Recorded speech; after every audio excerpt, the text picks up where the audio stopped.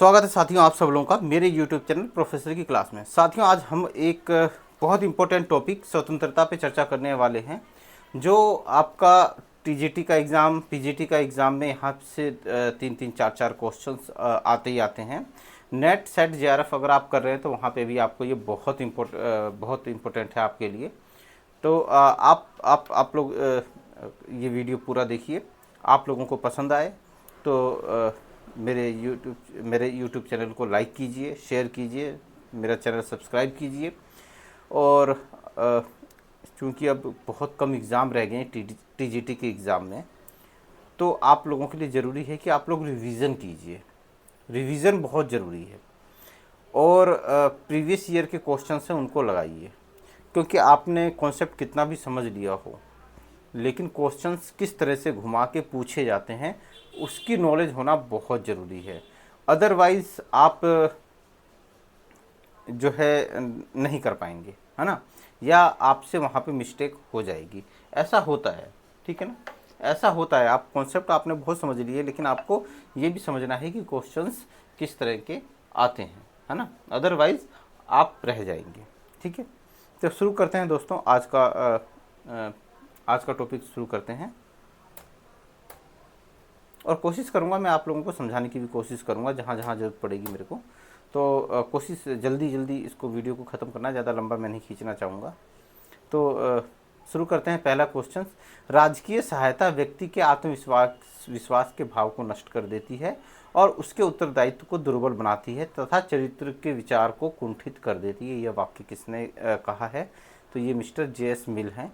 ये इनकी कोटेशंस है ना, कि राज्य जब व्यक्ति को सहायता करता है ना, व्यक्ति को ज़्यादा सहायता देगा, उसकी हेल्प करेगा, हर कार्य में हस्तक्षेप करेगा, तो व्यक्ति का जो होता है आत्मविश्वास समाप्त हो जाता है। ठीक है, क्यों? क्योंकि वो हर चीज़ के लिए राज्य की तरफ देखेगा, हर चीज़ के लिए वो सरकार की तरफ देखेगा, है ना। भारत में भी तो ऐसे ही होता है कि भाई भारत में आप देख रहे हैं इस समय कितनी सारी फ्रीबीज बांटी जा रही है। ठीक है, बिजली फ्री ले लो, पानी फ्री ले लो, बस की यात्रा फ्री ले लो, है ना। तो इससे क्या होता है कि व्यक्ति के अंतर्गत खुद कुछ करने का जो भाव होता है ना, वो ख़त्म हो जाता है। तो इसी वजह से इन्होंने ये कोटेशंस जे.एस. मिल ने दी है। अपने ऊपर, अपने शरीर और मन पर व्यक्ति संप्रभु है। तो यहाँ पे स्वतंत्रता की बात हो रही है। क्या हो रही है? स्वतंत्रता की बात, कि व्यक्ति अपने ऊपर, अपने शरीर के ऊपर, अपने मन के ऊपर, मन जो हमारा सोचता है ना, वो विचार, उसके ऊपर क्या है? स्वतंत्र है। और यह विचार अपनी किस पुस्तक में है? ये एक्चुअली विचार जो है ये मिल का है। किसका है? मिल का है। मिल ने ये कोटेशंस दी है और ये सारी पुस्तकें मिल की हैं। On liberty, utilism, principle of political economic, consideration और रिप्रेजेंटेटिव गवर्नमेंट, और एक और पुस्तक है इनकी सब्जेक्शन ऑफ वुमेन। ठीक है, आप वो भी याद रखना। लेकिन ये जो कोटेशंस है ये ऑन लिबर्टी में दी है इन्होंने। ठीक है, यहाँ पे स्वतंत्रता की बात हो रही है और ऑन लिबर्टी में भी ये स्वतंत्रता की बात करता है। दो तरह के सब्जेक्ट बताता है, स्वयं विषयक और आत्म विषयक या परिविषयक। ठीक है, स्वयं या आत्म विषयक, आत्म विषयक कार्य, व्यवहार या स्वतंत्रता, और दूसरा है परिविषयक। ठीक है, तो ये कहता है कि भाई आदमी के दो तरह के कार्य होते हैं, व्यवहार होते हैं। ठीक है, एक आत्म, जो स्वयं से जुड़े हुए होते हैं, ठीक है ना, जो मेरे से जुड़े हुए हैं, तो इसको कहता है वो आत्म विषयक कार्य, और एक होता है परिविषयक कार्य जो दूसरों से संबंधित है। तो ये कहता है कि भाई जो कार्य किसी दूसरों की स्वतंत्रता में बाधा पहुंचाते हैं, उसका अहित करते हो, उसको हानि पहुंचाते हो, तो उस पर तो रोक लगाई जा सकती है, परिविषयक कार्य पे, क्योंकि इसका संबंध दूसरों से, इसका संबंध किससे है? दूसरों से है। तो इस पर तो रोक लगाई जा सकती है, लेकिन आत्म विषयक जो है इसमें रोक नहीं लगाई जा सकती। किंतु ठीक है, अगर मान लो कोई व्यक्ति है, वो ऐसा कार्य कर रहा है जिससे उसके जीवन को नुकसान हो, है ना, जीवन को क्या हो? हानि हो, तो उस पर रोक लगाई जा सकती है, उस पर भी रोक लगाई जा सकती है। ठीक है ना, उस पर भी क्या की जा सकता है? रोक लगाई जा सकता है। जैसे कि एक आदमी है, ठीक है, वो क्या कर रहा है कि ये ब्रिज पार कर रहा है। ठीक है, ये ब्रिज पार कर रहा है।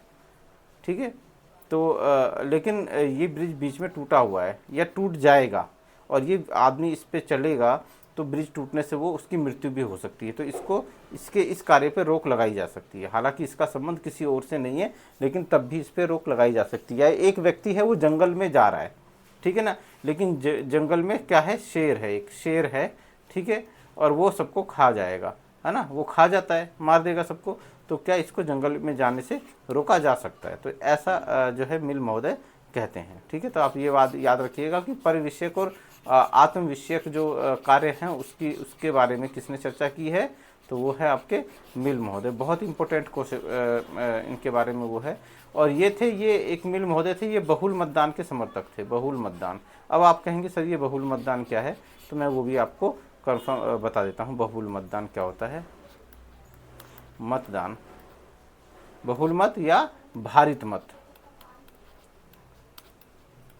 तो इसमें होता है कि जब मिल जो थे, मिल महोदय थे, वो क्या कहते थे, जो पढ़े लिखे हैं, है ना, जो धनवान लोग हैं, है ना, इनको बहुल मत का अधिकार होना चाहिए, बहुल मत का अधिकार होना चाहिए, ठीक है। और जो कम पढ़े लिखे लोग हैं या जो पढ़े लिखे नहीं है, जिनके पास संपत्ति नहीं है, ठीक है ना, संपत्ति नहीं है, संपत्ति नहीं है या पढ़े लिखे नहीं है ना, पढ़े लिखे नहीं है, उनको क्या कर दो, कम मत दो, कम मत दो, ठीक है। इनका मानना था कि जैसे कि मतलब ये पढ़ा लिखा है तो कोई इसको ये 10 वोट होगा, ठीक है ना, 10 मत होगा। और ये कम पढ़ा लिखा है, इसके पास संपत्ति नहीं है, तो इसको 3 या 4 मत होंगे, ठीक है। ऐसा कहना इनका आता है। ये कहते हैं कि जो धनवान लोग होते हैं, जिनके पास संपत्ति होती है ना, संपत्ति, वो राजनीतिक गतिविधियों में बढ़ चढ़ के भाग लेते हैं, ठीक है ना। क्यों? क्योंकि उनके पास संपत्ति, और संपत्ति की रक्षा के लिए, है ना, अपने संपत्ति की रक्षा के लिए वो राजनीतिक कार्यों में बढ़ चढ़ के भाग लेते हैं, ठीक है। और पढ़े लिखे भी होते हैं, तो इस वजह से इनको ज़्यादा मत का ज़्यादा वो होना चाहिए। क्योंकि अगर लोकतंत्र में क्या होता है, सबका मत बराबर होता है। लोकतंत्र में क्या होता है, सबका मत बराबर होता है। तो इस तरह से अब कोई पढ़ा लिखा आदमी नहीं है, उसके पास संपत्ति नहीं है, उसके अंदर राजनीतिक जागरूकता भी नहीं होगी, उसके अंदर राजनीतिक जागरूकता भी नहीं होगी, तो वो क्या करेगा, अपने मत का दुरुपयोग कर सकता है, ठीक है। इसी वजह से इसको बैलेंस करने के लिए भी इन्होंने एक बहुल मत का इन्होंने समर्थन कर दिया, ठीक है।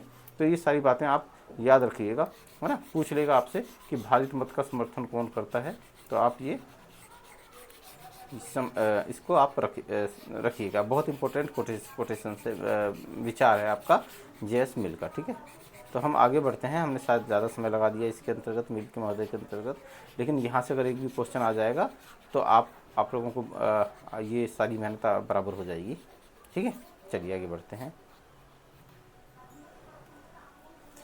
अगला क्वेश्चन है, सकारात्मक स्वतंत्रता की धारणा का सर्वप्रथम प्रतिपादन किसने किया था? तो ये मिस्टर ग्रीन महोदय थे, जिन्होंने अरस्तु की जिन्होंने सर्वप्रथम सकारात्मक स्वतंत्रता की अवधारणा का प्रतिपादन किया था। अगला क्वेश्चन है, यह कथन किसका है कि ईश्वर ने हमें जन्म दिया है, उसी ने हमें स्वतंत्रता भी प्रदान की है?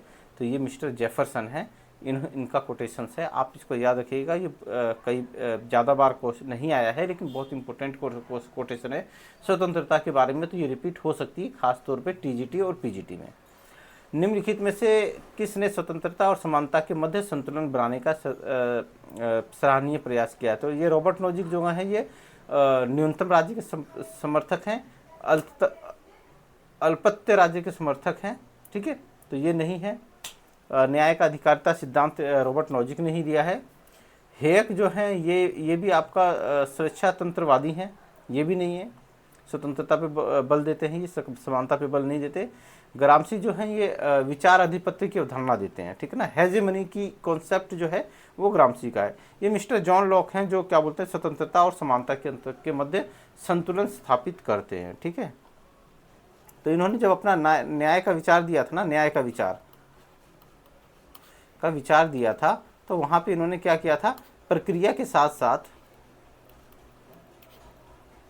लक्ष्य को भी महत्वपूर्ण माना था, और स्वतंत्रता के साथ साथ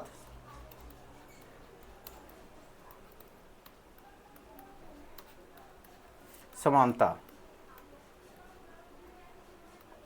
को भी महत्व दिया था। इसी वजह से इनको क्या कहते हैं, ये इन्होंने संतुलन करता, सामंजस्य बिठाने वाला कहा जाता है, ठीक है। तो आप ये बात याद रखिएगा कि मिस्टर रॉल्स हैं जो, उन्होंने स्वतंत्रता समानता के मध्य संतुलन बनाने का प्रयास किया था। इन्होंने ही कहा था कि भाई आप क्या कर लो कि इन्होंने कि जो पीछे रह जाते हैं, ठीक है ना, पीछे रह जाते हैं, उनके लिए आरक्षण की बात इन्होंने की थी। इसी जहाँ पे आरक्षण की बात होती है वहाँ पे समानता आ जाता है ना। कहते हैं कि आप पहले प्रक्रिया लगाइए, ठीक है, और जब प्रक्रिया लगाने के बाद अगर कुछ लोग पीछे रह जाते हैं, दबे कुचले लोग जो पीछे रह जाते हैं, उनको आरक्षण दे दीजिए और इस तरह से आप क्या कर देंगे कि समानता की स्थापना कर देंगे। तो इस तरह से मिस्टर जॉन रॉल्स हैं, बहुत इंपॉर्टेंट है, आपसे पूछ लेगा, घुमा के भी पूछ सकता है, तो आप ये बात याद रखिएगा, ठीक है। पूछेगा कि आपसे किसने शुद्ध प्रक्रियात्मक न्याय की बात की है, तो वो भी मिस्टर जॉन रॉल्स हैं, ठीक है। निम्नलिखित में से किसने आत्मपरक और अन्य परक व्यवहार पर बल दिया या कार्य पर बल दिया, तो ये मिस्टर जे एस मिल थे, जिन्होंने आपका आत्मपरक और अन्य परक, आत्मपरक जो मेरे से संबंधित कार्य हैं और जो अन्य परक जो अन्य से संबंधित कार्य हैं। तो अन्य परक पे तो बिल्कुल भी सरकार को पाबंदी, अन्य परक पे तो सरकार क्या करेगी, जो दूसरों से संबंधित कार्य हैं, है ना, उस पर तो ये हस्तक्षेप करेगी, लेकिन आत्मपरक कार्यों पर हस्तक्षेप करने का कोई अधिकार नहीं है। लेकिन अगर जान की हानि हो रही है तो आप उस विषय में आप हस्तक्षेप कर सकते हैं। निम्नलिखित में से कौन सकारात्मक उदारवादी है, तो हेयक, मिल, बर्लिन, लास्की। तो ये लास्की जो है सकारात्मक उदारवादी हैं।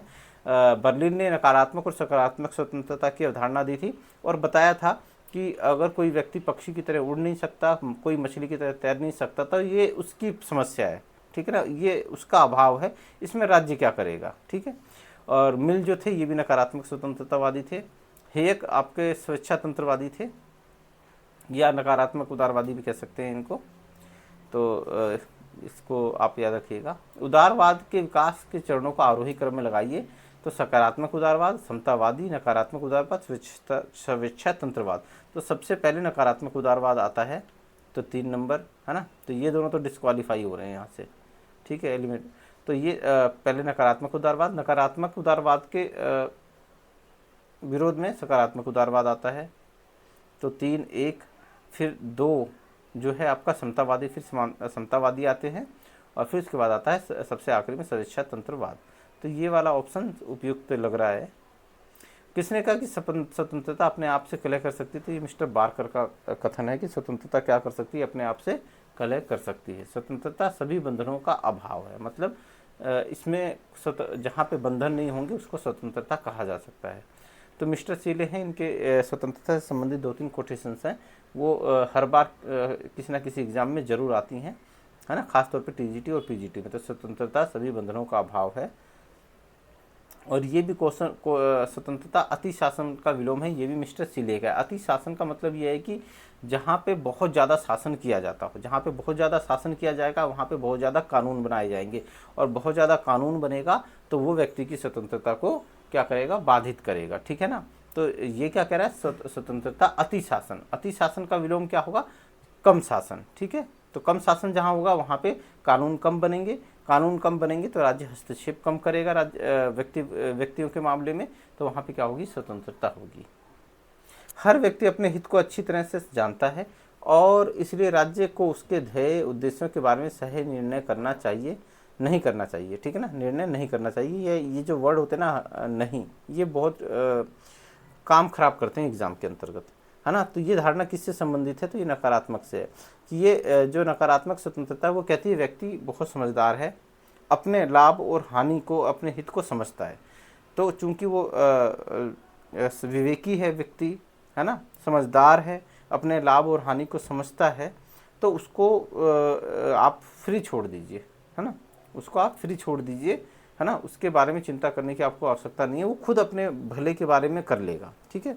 तो ये जो सोच है ये नकारात्मक स्वतंत्रता है।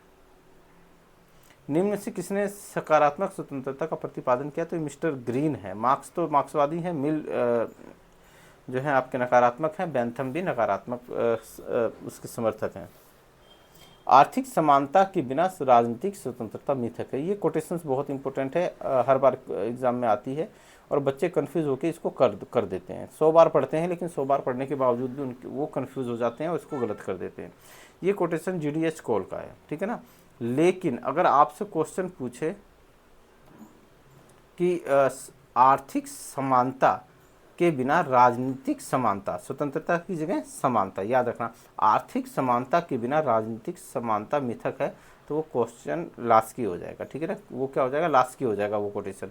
लेकिन आर्थिक समानता के बिना राजनीतिक स्वतंत्रता मिथक है, ये GDS कॉल है। तो याद रखना, जहाँ कॉल होगा वहाँ पे समानता और स्वतंत्रता आ जाएंगे, लेकिन जहाँ पे लास्ट की होगा वहाँ पे समानता समानता, दोनों जगह समानता समानता आएगा, ठीक है ना। आर्थिक समानता राजनीतिक समानता आ जाएगा, लेकिन जहाँ GDS कॉल होगा वहाँ आर्थिक समानता और राजनीतिक स्वतंत्रता आ जाएगा। इतनी सी बात याद रख लेना, ये क्वेश्चन आपका कभी भी गलत नहीं होने वाला है, ठीक है। आपको 2 नंबर बड़े आसानी से मिल जाएंगे।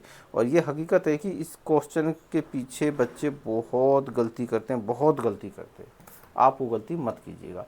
स्वतंत्रता एवं समानता का सर्वश्रेष्ठ सामंजस्य मतलब तालमेल किस व्यवस्था में देखने को मिलता है, तो उदारवादी नहीं, यहाँ पे तो स्वतंत्रता ही रहती है। राज्य को बहुत कम कार्य दिए जाते हैं, ठीक है। लोक समाजवादी व्यवस्था, यहाँ पे तो समानता की बात की जाती है, हर किसी को समान बनाया जाता है, ठीक है। और फांसीवादी व्यवस्था के अंतर्गत स्वतंत्रता आपको देखने को ही नहीं मिलेगी, सारा का सारा कंट्रोल राज्य के हाथ में होता है। लेकिन लोकतांत्रिक समाजवाद के अंतर्गत एक तरफ स्वतंत्रता भी होगी तो दूसरी तरफ समानता होगी, इन दोनों को साथ में लेके चला जाता है, उसे कहते हैं लोकतांत्रिक समाजवाद। ये किसका मत है कि मनुष्य के स्वतंत्र होने के लिए बाध्य किया जा सकता है, तो ये मिस्टर रूसो हैं जो कहते हैं कि मनुष्य को स्वतंत्र होने के लिए बाध्य किया जा सकता है, ठीक है ना। तो ये कभी रूसो के बारे में हम डिटेल से पढ़ेंगे तो वहाँ पे हम इसको चर्चा करेंगे, ये कोटेशन उन्होंने क्यों दी थी। मिल की स्वतंत्रता के सिद्धांत के बारे में निम्नलिखित में से कौन सा सत्य है, ठीक है ना। तो ये ध्यान रखिएगा, ये जो कौन सा सत्य है कौन सा असत्य है, अपने माइंड में इसको वो मत कीजिएगा, इसकी कोई पिक्चर या छवि मत तैयार कीजिएगा कि मिल की स्वतंत्रता के सिद्धांत के बारे में निम्नलिखित में से आगे का पढ़ा ही नहीं और आपने गैस कर लिया कि हाँ ये असत्य कथन के बारे में पूछ रहा होगा या सत्य के बारे में। नहीं, ये वाला सबसे इंपॉर्टेंट पार्ट होता है, क्वेश्चन के आखिरी वाला सबसे इंपॉर्टेंट पार्ट होता है जो बताता है कि उत्तर क्या हो सकता है, ठीक है। लेकिन हम क्या करते हैं कि आगे का पढ़ते हैं और पीछे का मिल के स्वतंत्रता के सिद्धांत के बारे में निम्नलिखित में से कौन सा सत्य होगा, और जबकि यहाँ पे लिखा होता है आखिरी में असत्य। तो ये इस चीज़ की ध्यान का रखना है। मिल की स्वतंत्रता की अवधारणा उपयोगितावाद से तार्किक रूप से सुसंगत है, नहीं भैया, तार्किक रूप से सुसंगत नहीं है। मिल की की स्वतंत्रता की अवधारणा उपयोगितावाद से विसंगत है, ऐसा भी नहीं है। अधिकतम लोगों के अधिकतम हित की प्राप्ति में मिल स्वतंत्रता को अपरिहार्य मानता है, नहीं, ये भी नहीं है। मिल का विचार है कि स्वतंत्रता के बिना मनुष्य बौद्धिक और नैतिक पूर्णता प्राप्त नहीं कर सकता, ये बिल्कुल सही कथन है, ठीक है ना। क्या है कि मिल स्वतंत्रता के बिना मनुष्य बौद्धिक और नैतिक पूर्णता प्राप्त नहीं कर सकता है। एक मिल एक ऐसे विचारक थे जिन्होंने कहा था कि अगर 100 में से एक व्यक्ति की भी राय अगर अलग है ना 99 लोगों से, तो भी उसके विचार को दबाया नहीं जा सकता। हो सकता है वो आज उपयोगी ना हो, लेकिन भविष्य में बहुत उपयोगी साबित होगा।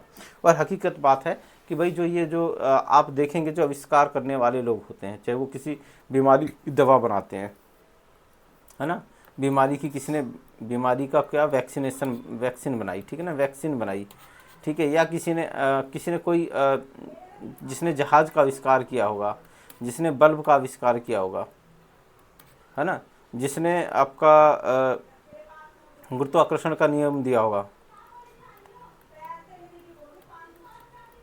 जिसने मेल बनाया होगा, जिसने टीवी बनाया होगा, है ना। तो जब ये लोग इकलौते रहे होंगे और जब इन्होंने कहा होगा कि मैं ऐसी चीज़ बनाऊंगा जिससे हम यहाँ से बैठे बैठे दूर देश में किसी आदमी से बात कर पाए होंगे, तो सारे लोगों ने उसका मजाक बनाया होगा, हंसी उड़ाई होगी, है ना, हंसी उड़ाई होगी कि ये कैसी बेवकूफ़ों जैसी बात कर रहा है, कि ऐसा हो ही नहीं सकता, ऐसा संभव ही नहीं है, ठीक है। उसने कहा होगा कि मैं जहाज़ बनाऊंगा, जो प्लेन बनाऊंगा जो हवा में यहाँ से उड़ के कुछ मिनटों में हज़ारों किलोमीटर या सैकड़ों किलोमीटर की दूरी तय करेगा, तो लोगों ने मजाक उड़ाया होगा, हंसी उड़ाई होगी, उसका उपहास किया होगा, है ना। तो उसी बारे में कहते हैं कि भाई हो सकता है तुम्हें आज ऐसा लग रहा हो कि ये इसकी बात अतार्किक या संगत है या ये बेवकूफ़ों जैसी बात कर रहा है, लेकिन भविष्य में क्या होगा, वही जो होगा वही क्या करेगा, वही इतिहास लिखेगा, ठीक है ना। बहुत उपयोगी साबित होगा उसका विचार। तो आप लोग भी जब तैयारी कर रहे हैं, आप लोगों का कोई मजाक उड़ा रहा होगा ना, तो कह रहा होगा कि नहीं नौकरी नहीं मिलेगी, नौकरी नहीं है, ये नहीं है, तो ऐसा नहीं है। आप मेहनत करेंगे आप ही नौकरी पाएंगे, ठीक है ना। वो लोग नहीं पाएंगे जो इन सब बातों का, शिक्षा का महत्व नहीं जानते हैं। उन लोगों को तो वैसे भी नौकरी नहीं मिलने वाली, उनके लिए तो नौकरी है नहीं। नौकरी तो उनके लिए है जो आप जैसे लोग हैं, जो मेहनत कर रहे हैं, डटे हुए हैं मैदान के अंदर। आज नहीं तो कल मिलेगी ज़रूर। ठीक है, तो ये वाला लाफी वाला कोटेशन सबसे उपयुक्त है। नकारात्मक स्वतंत्रता से असंगत है। मुक्त प्रतिस्पर्धा, बिल्कुल ये नकारात्मक स्वतंत्रता जो होते हैं वहाँ पे पाई जाती है, उदारवादी देशों में पाई जाती है, पश्चिमी देशों में पाई जाती है, जहाँ पर क्या किया जाता है, राज्य को सीमित कार्य दिए जाते हैं। ठीक है, तो वहाँ पे जो होती मुक्त प्रतिस्पर्धा होती है हर एक क्षेत्र में। भाई जो जो योग्य होगा वो प्राप्त कर लेगा। ठीक है, जो योग्य नहीं होगा वो उसको वो चीज़ें नहीं मिलेंगी। तो वह क्या है कि मुक्त प्रतिस्पर्धा आपका नकारात्मक स्वतंत्रता से संबंधित है। बाजार व्यवस्था, ये भी आपकी नकारात्मक स्वतंत्रता से संबंधित है, क्योंकि बाजार व्यवस्था क्या होती है, मांग और पूर्ति के नियम पे चलती है। ठीक है ना, जिसकी मांग ज़्यादा होगी, है ना, वो चीज़ बिकेगी, उसके रेट भी अच्छे मिलेंगे। जो नहीं होगी तो नहीं होगा। ठीक है, तो ये बाजार व्यवस्था भी इससे संबंधित है। बंधनों का अभाव, बंधनों का अभाव कहाँ होगा, वो नकारात्मक स्वतंत्रता में होता है, जहाँ राज्य व्यक्तिगत जीवन में या किसी भी क्षेत्र में हस्तक्षेप नहीं करता है। बाहरी आक्रमण से सुरक्षा, जीवन की रक्षा करता है और आपका कुछ नियम कानून बना देता है, उनका पालन करवाता है, बस इससे ज़्यादा काम नहीं करता है राज्य। लेकिन कल्याणकारी राज्य में क्या होता है, कल्याण के काम करने होते हैं, जैसे बूढ़े बुजुर्गों के लिए पेंशन की व्यवस्था करना। ठीक है, लाचार या लोगों के लिए, अपाहिज लोगों के लिए स्ट्रेचर की व्यवस्था करना, जो प्रेग्नेंट महिलाएं हैं उनके लिए दवाई की व्यवस्था करना, बच्चों के अंदर जो कुपोषण हो रहा है उसकी व्यवस्था करना। ठीक है, बच्चों को पढ़ाई, मुफ्त शिक्षा के लिए स्कूल्स खोलना। तो ये तमाम कार्य होते हैं, ये सब कल्याणकारी कार्य होते हैं। और ये कार्य जहाँ पे होंगे वहाँ पे नकारात्मक स्वतंत्रता नहीं हो सकती, क्योंकि राज्य को हस्तक्षेप करना पड़ेगा। और क्या करना पड़ेगा, इन सब कार्य करने के लिए टैक्स भी तो लगाना पड़ेगा, है ना। और जैसे ही आप टैक्स लगाते हैं वैसी स्वतंत्रता छूमंतर हो जाती है। असत्य कथन का चयन करें। ठीक है ना, तो ये सत्य असत्य ये पूरा पढ़ना है क्वेश्चन। अगर आपने अधूरा पढ़ा ना तो गड़बड़ हो जाएगी। जब मैं कभी नेट का एग्ज़ाम मैंने कई बार दिया है ना, हर बार क्वालिफाई करता हूँ, तो शुरू में मेरे संग ये दिक्कत थी कि मैं इसको नहीं पढ़ पाता था। सत्य असत्य पूछता असत्य था और मैं सत्य कथन का मार के चला जाता, तो एक आधा क्वेश्चन मेरा इस तरह से ज़रूर गलत होता था। तो ये गलती अक्सर होती है, ऐसा नहीं कि किसी एक से होती है। अच्छे दिग्गज जो तैयारी करने वाले होते हैं उनसे भी हो जाती है, लेकिन आप इसको ध्यान रखिएगा कि हमें क्या करना है कि हमें नंबर्स बढ़ाने हैं, घटाने नहीं है। ठीक है ना, अगर हमें 100 में से अगर हमें 70 क्वेश्चंस आते हैं तो 70 नंबर हमारे बनने चाहिए, कम से कम इतने तो बनने चाहिए। लेकिन हमने पता चला हम क्वेश्चन करके एग्ज़ाम दे के आ गए और बाद में देखा यार पूछा तो इसने सत्य था और हमने असत्य पे मार दिया है ना। तो वो एक क्वेश्चन हमने बढ़ाया तो नहीं, खैर उल्टा उसको कम ही कर दिया, है ना। 70 की जगह हमने क्या कर दिया, 69 कर दिया। तो वो इस चीज़ को आप ध्यान रखेंगे। सकारात्मक स्वतंत्रता कल्याणकारी कार्यों पर बल देती है। सकारात्मक स्वतंत्रता के विषय क्षेत्र संकुचित हैं। अच्छा जी, सकारात्मक स्वतंत्रता का विषय क्षेत्र विस्तृत है। ठीक है, ग्रीन नकारात्मक स्वतंत्रता का समर्थन करता है। तो ग्रीन जो है ये आपका सकारात्मक स्वतंत्रता का, नकारात्मक स्वतंत्रता का समर्थन करता है नहीं, ये सकारात्मक स्वतंत्रता का समर्थन करता है। असत्य कथन, ठीक है, तो ग्रीन नकारात्मक स्वतंत्रता का समर्थन करता है। सकारात्मक स्वतंत्रता कल्याणकारी कार्यों पर बल देती है। बिल्कुल सही कथन है ये। सकारात्मक स्वतंत्रता का विषय क्षेत्र संकुचित है, नहीं, सकारात्मक स्वतंत्रता का विषय क्षेत्र संकुचित नहीं होता है, विस्तृत होता है। यहाँ पे राज्य क्या करता है, हर एक क्षेत्र में हस्तक्षेप करता है। ठीक है ना, व्यक्ति के हर एक क्षेत्र में हस्तक्षेप करता है। वो व्यक्ति कुछ जो ज़्यादा कमाई करने वाले हैं उन पे ज़्यादा टैक्स लगा सकता है ना। वो स्कूल्स बनाएगा, वो हॉस्पिटल्स बनवाएगा, वो क्या बोलते हैं वृद्धा पेंशन्स देगा, वो विकलांगों के लिए कुछ सुविधाएं उपलब्ध करवाएगा, है ना। तो ये क्या है कि ये क्या होता है, इससे कार्य क्षेत्र विस्तृत हो जाता है राज्य का, है ना। तो ये क्या है, सकारात्मक, मतलब कुछ सकारात्मक कार्य करने के लिए ये राज्य हस्तक्षेप करेगा, तो उसको क्या कहेंगे, सकारात्मक स्वतंत्रता कहेंगे। सकारात्मक स्वतंत्रता का विशेष क्षेत्र विस्तृत है ना, तो ये संकुचित तो नहीं है और विस्तृत है। सकारात्मक स्वतंत्रता का कार्यक्षेत्र विस्तृत है, ये कथन जो है सही है। तो हमें असत्य ढूंढना है। सकारात्मक स्वतंत्रता का कल्याणकारी कार्य पर बल देता है, ये भी सही है। सकारात्मक स्वतंत्रता का विषय क्षेत्र विस्तृत है, ये भी सही है। सकारात्मक स्वतंत्रता का विषय क्षेत्र संकुचित है? नहीं, संकुचित नहीं है, ये तो विस्तृत है, ठीक है। और ग्रीन नकारात्मक स्वतंत्रता का समर्थन करता है, ये एक्चुअली नकारात्मक नहीं सकारात्मक होना चाहिए था। यहाँ पे क्या होना चाहिए था? सकारात्मक होना चाहिए था। तो इसमें दो विकल्प जो हैं असत्य प्रतीक हो रहे हैं। लेकिन चलिए, दोनों में से आप इस चीज़ का ध्यान रखिएगा, अगर इस तरह का क्वेश्चन आता है तो वो डिलीट हो जाता है, ठीक है।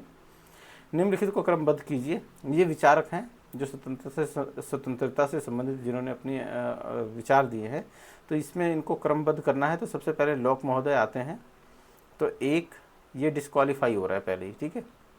फिर ये लॉक के बाद आते हैं आपका बेंथम, ठीक है, बेंथम। तो एक के बाद दो, ये वाला ऑप्शन हो रहा है। बेंथम के शिष्य हैं मिल, तो वो 3 नंबर पे आ गए। और रॉल्स जो सबसे बाद में आपके जिन्होंने स्वतंत्रता और समानता के अंतर्गत सामंजस्य बिठाने का प्रयास किया है, तो ये वाला ऑप्शन सही हो जाता है। तो ये सारे 20 इंपॉर्टेंट क्वेश्चन हमने किए हैं। देखेंगे इससे संबंधित और क्वेश्चन होंगे तो वो भी मैं आप लोगों के लिए लेके आऊँगा। तो आप लोग इस तरह से रिवीजन कीजिए, आप लोगों को इससे बहुत फ़ायदा होने वाला है ना। एक बार देख लेते हैं कोई क्वेश्चन गलत तो नहीं। एक क्वेश्चन है जिसमें आपके 2 ऑप्शन सही है ना। तो आप उसको याद रखिएगा, इस तरह के क्वेश्चंस आते हैं तो आयोग डिलीट कर देगा उसको, है ना।